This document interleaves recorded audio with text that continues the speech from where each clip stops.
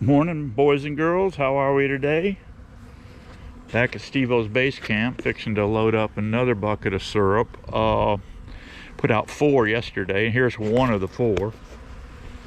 So you can see they're very hungry. It's like 62 degrees right now. They seem to be working the pollen sub pretty good too. They've got that dug back in there pretty good. They've ate half of this tube here. I loaded this thing up with Ultra B about 4 or 5 days ago. They're digging back in there pretty hard and heavy. Yeah, there's not much going on. There's some here and there stuff, like there is just about year round here in sunny Florida. Sunny Florida. Yeah, Florida. We've got to get going here. Miss Daisy's got a whole bunch of girls coming over here. And there, matter of fact, one just rolled in now. Oh Lord. So I've got to load up and get out of here because the chicken cackling and this and that, I can only take so much. I got that much of it, guys. So yeah, I gotta load up my bee. I was hoping to be quicker. I just left the gym and hoping to beat this crowd coming in, but I was a little slow. They're coming in now. They're making Christmas pumpkin, what is it? Pumpkin bread loaves. She's got to make 14 of those. And she makes this icing that goes on there. It's cream cheese and powdered sugar icing. She puts in a separate tub. So you warm up this pumpkin bread, right? And then you slice it, and then you smear on this cream cheese and powdered sugar stuff, icing over it. And yeah, you can get watch your blood sugar numbers spike on that one. All right, I'm going to spike up the girls. These girls need a sugar injection, so I'm going to have 5 locations now. I got 5 locations, feeder locations, and I'm doing a really light syrup. It's like I'm putting like 5 pounds. I'll show you in a sec. It's 1 scoop, and I measured it out. It's like 5 pounds in not quite 5 gallons of liquid. I'll show you here in a minute. Okay, guys, I got 2 buckets. I use 1 bucket. This is my feeder bucket here. It's got the holes in it there. But for transporting, if I transport in that, I'm going to slop it all over the back of the truck. So I get a bucket that is not drilled out. Yeah, I just food grade Lowe's buckets, and I keep all my sugar in this contraption here in Florida. And you about have to have a ant moat. There's ant moats underneath this thing.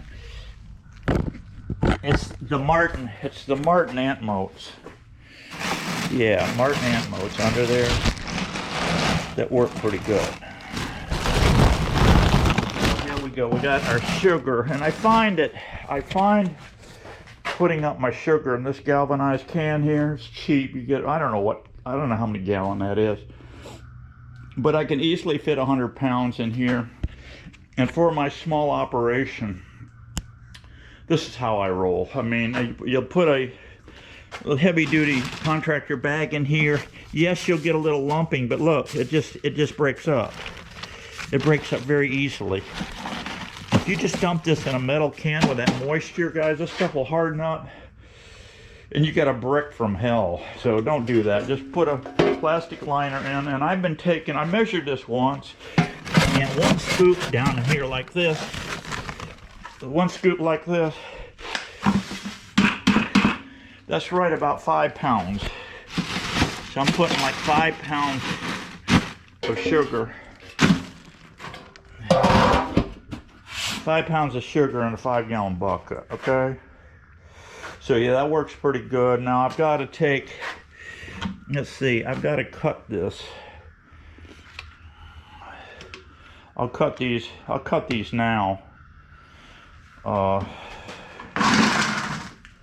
cut these right now. All I'm gonna do here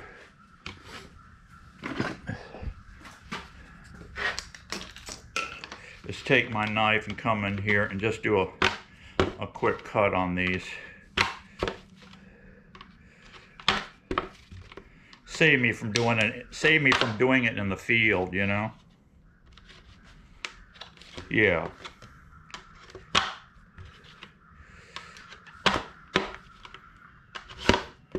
And I'll take my cart with me. I'll take my barrel cart with me so I can put these buckets on, because I got to roll down the hill. In this particular location, I'm down on the waterfront. Actually, all these are on the waterfront, but this one is particularly, it's 100 yards down from where I park down to where my beehive stand is. And so anyway, let's go in here and make up this liquid feed. It's very quick and simple. I'll show you. Okay, guys, I'm in here in the laundry room. I've got I got some Hippie Jack here, 2,500 milligrams of CBD. That's not what's in here. What's in here is, I'm using this because it's a nice little dropper bottle, and I put tea tree oil in here. So what we're going to do here is shake it up a little.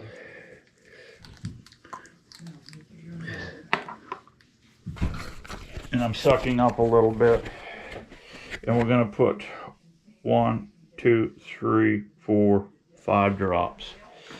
5 drops of tea tree. That's all I'm going to put in. I come in here for the simple fact I want really hot water to make this thing go quickly. Yeah.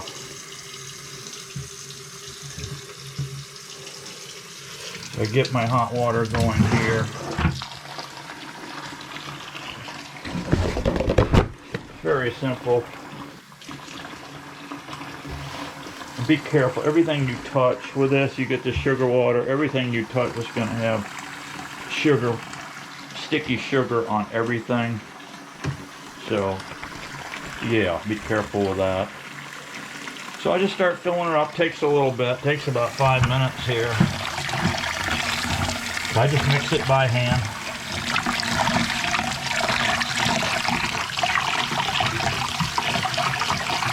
Goes very fast. Of course, this is a thin syrup too. Normally when I'm feeding bees, I hardly ever in Florida here make 2 to 1. 2 sugar to 1 water. I'm just usually 1 to 1, but in this stimulating feeding thing I'm doing, we're putting 5 pounds to 5 gallons of water basically, with 5 drops of tea tree oil. Alrighty guys, pulling out of here, out of base camp, heading, I don't know, I got about 7 miles to my southwest, right along the waterfront.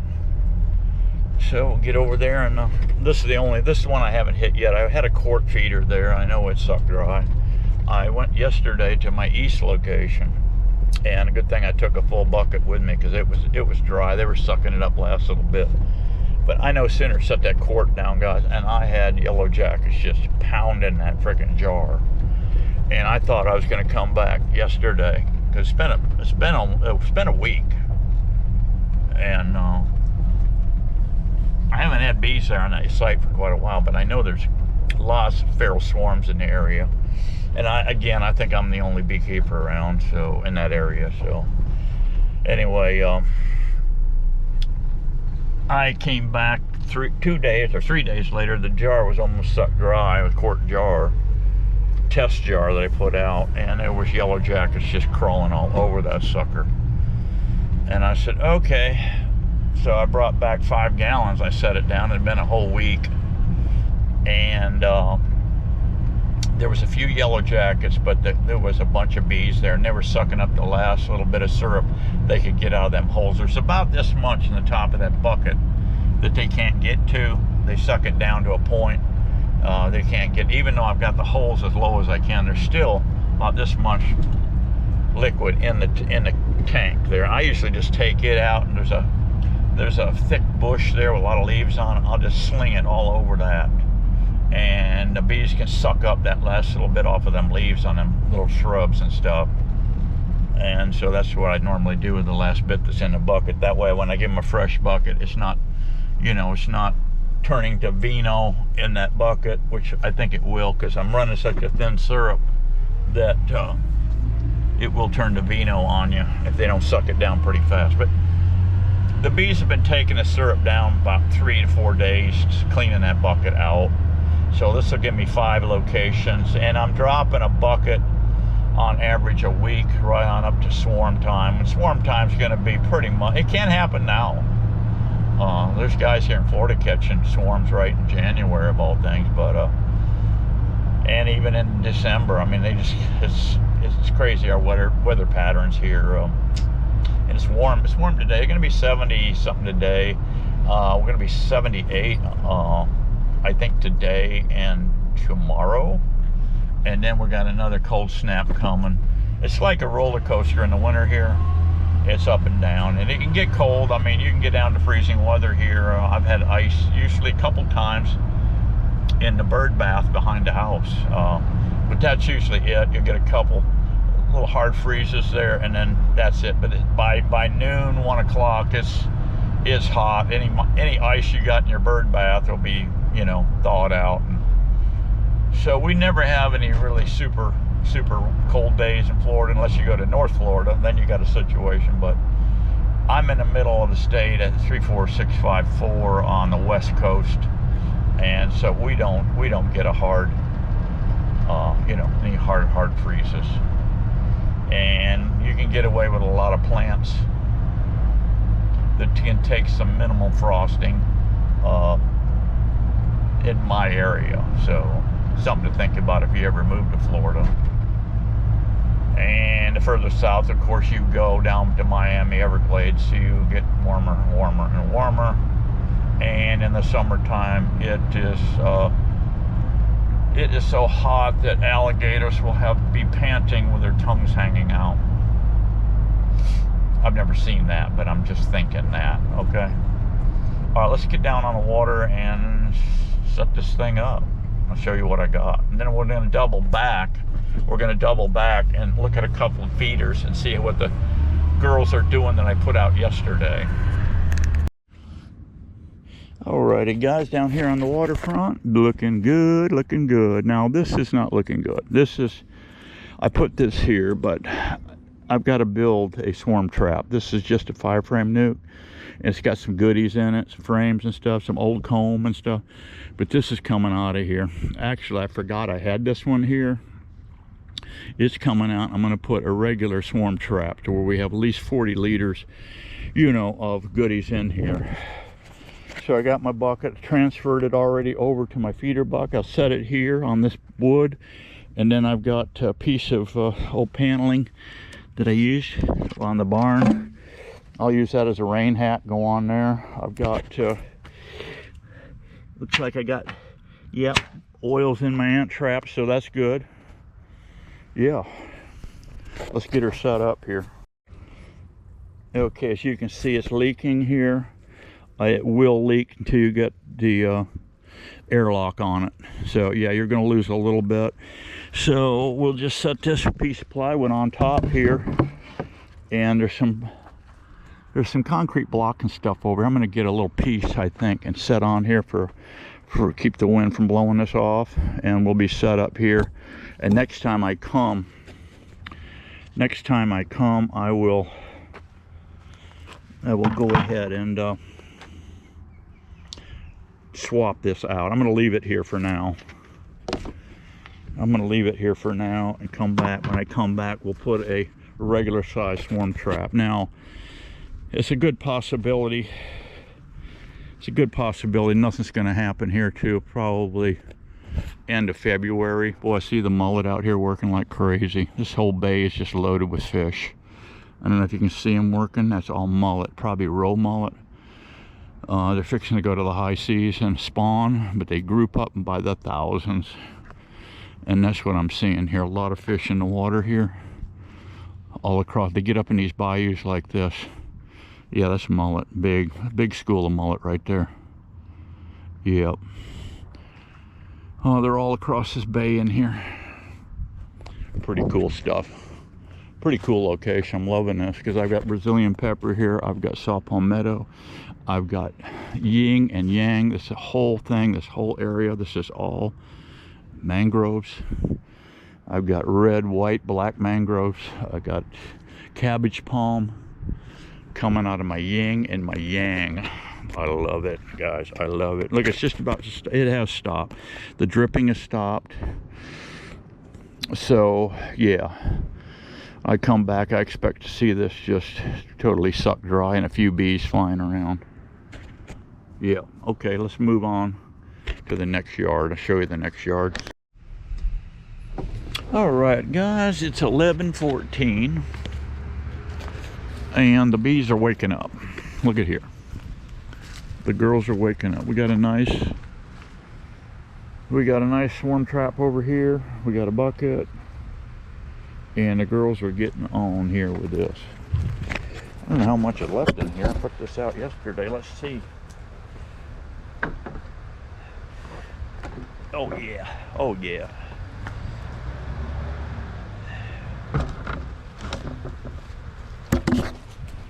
There's God's aplenty. They're just starting to find it, warming up.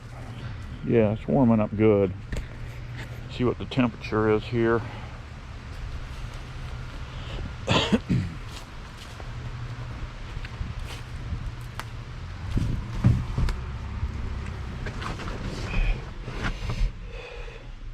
$70 degrees. We're 70 degrees. The girls are getting it on. Yeah, this is one of my locations where my bees floated from right here all the way over. See that big oak right there? See that big oak right there? That big oak. There's a boat ramp right over there. They floated way over there, and that if that oak tree wasn't there, guys, they would have been at the end of that ramp and floating out to the Gulf of Mexico. Lost a lot of bees, but I didn't lose any equipment, so I guess that's a plus, if you can call it a plus. All right, guys, keeping these girls triggered. Will it do any good? Can't hurt. And I'm only putting out 25 pounds with 5 buckets. I'm putting 5 pounds to the bucket every other week. So we'll just do that every other week, right on in. We hit Feb 30, March 1, right in there. These bees are swarmy, swarmy, swarmy. And if you got a second-year queen, that's why I like to change out my queens annually. If I start to see them faltering, hey, keep plenty of nukes cooking, guys. Keep plenty of nukes cooking. You got fresh queens coming every month. You get a Christmas gift, guys, every month. You make these things up. You get a Christmas gift, unless they fail. But the way I do it, I get at least 80% success rate. Hey, you can't beat that. Yeah. And breed from your best colonies. Breed from your very best. If you got a mediocre queen, kind of leave her aside for resources. But take eggs and stuff from a good colony. You could take those crappy bees, set them up as a walk-away if you want, or if you buy a queen, whatever, or you graft you a queen. Take those resources, and if she's a crappy queen, just go in there and squash themselves at the end of 10 days. Now they have nothing. Now you go over to your good colony, grab a nice fresh frame of eggs, bees and all. That way nobody's disturbed. Slide that right down in the center of that nest. Shut the lid, put a date on the top, come back in 30 days from that date that you assembled that. Piece of cake, done. No muss, no fuss. Yeah, let's get her done, guys. Let's get her done. Waiting for a call from my doctor's office. See if I'm approved, get approved. Of course, this is Monday. We just got seen the doctor, what was it, Friday, so. But I'm jacking them up. I already called first thing this morning. I told my girl, I said, I need to expedite this thing. Approval. She said, I'm going to be into it for you. I'll be into it today. I'll be calling the insurance company, getting this thing going, and we'll get it going for you. I said, there you go. We don't want to play games. She said, sometimes the insurance company is a little slow. Yeah. But why, I think I told her, I said, why toy around when you've got a critical situation where somebody's possibly on the verge of a flipping stroke? She said, I know. I'm going to jack them up. I said, thank you. Thank you, my dear. She's looking out for me, guys.